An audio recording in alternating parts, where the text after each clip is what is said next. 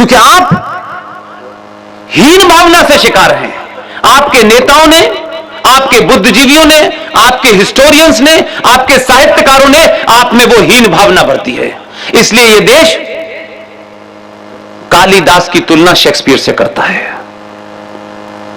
कहां कालिदास और कहां शेक्सपियर। हम तुलना भी ऐसी चीजों से करते हैं कि हमें पता ही नहीं हम कितनी बौनी चीज बेचते हैं।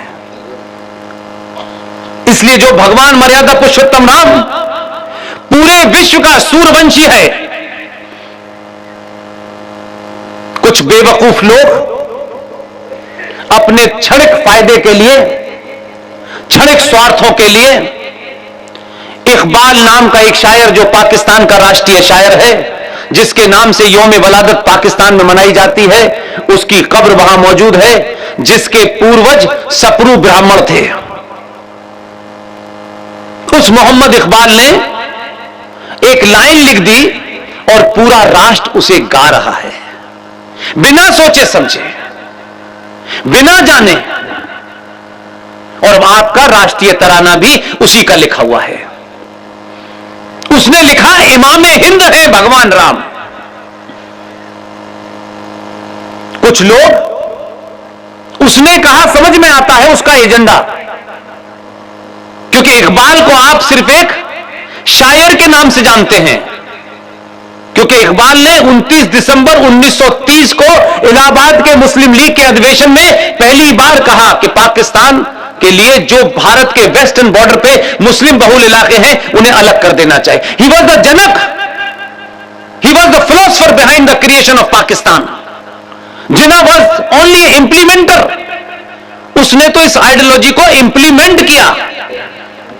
इसलिए इकबाल के उस तराने को आप गाते हैं और इकबाल को कहते हैं कितना सेकुलर था। उसने एक और तराना लिखा था जिसे मिल्ली तराना कहते हैं।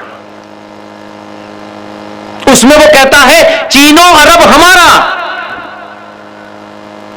मुस्लिम है वतन है सारा जहां हमारा। उस तराने की आपने बात नहीं की। उसने असली एजेंडा था, वो चला गया, आपको एक लेमन जूस दे गया कि आप इसे चूसिए। और अब कुछ मूर्ख लोग अपने स्वार्थों के लिए भगवान राम को इमाम हिंद कह रहे हैं। ना इमाम जानते, ना इमाम का मतलब जानते, लेकिन हमें भी कुछ ऐसा करना है जिससे लोग हमें देखें और हमें कोई नया किस्म का भाईचारा क्रिएट करना है। इमाम हिंद का मतलब क्या हुआ? इमाम कहां का होता है? इमाम किसी मस्जिद का होता है। मस्जिद में इमाम साहब होते, वही नमाज पढ़ाते हैं। हिंद, ये हिंदुस्तान एक मस्जिद है, उसका इमाम भगवान राम है। आप कहां हैं इस मस्जिद में? ये चल रहा है, पोस्टर बना बना के। उसने किया समझ में आता है, आप क्यों बना रहे हैं? भगवान राम विश्व का है पूरे, उसे आपने भारत जैसे, हिंदुस्तान जैसी एक मस्जिद बनाई गई है, उस मस्जिद का इमाम बना दिया है और हम ताली बजा रहे हैं। इसलिए बदलाव को जमीन पर महसूस कीजिए जो भौतिक रूप से समझ में नहीं आता है। आज भी कई सारे दिन में बहुत सारे लोग मिले, उन्होंने बहुत सारी चर्चाओं में एक चर्चा यह भी की कि यहां कन्वर्जन बहुत है, आसपास के इलाकों में। बहुत चिंतित थे बेचारे।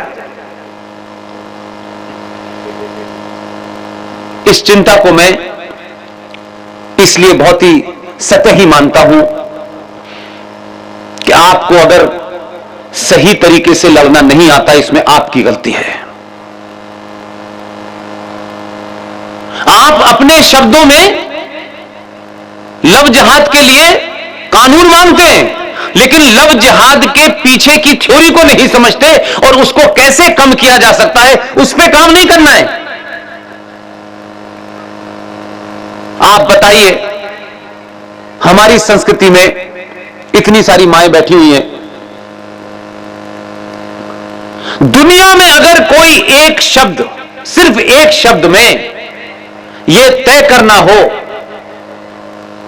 कि सबसे बड़ा सच क्या है, इसे एक शब्द में बताइए, और दुनिया का सबसे बड़ा विश्वास क्या है, इसके लिए एक शब्द चुनिए, सिर्फ एक शब्द की टाइम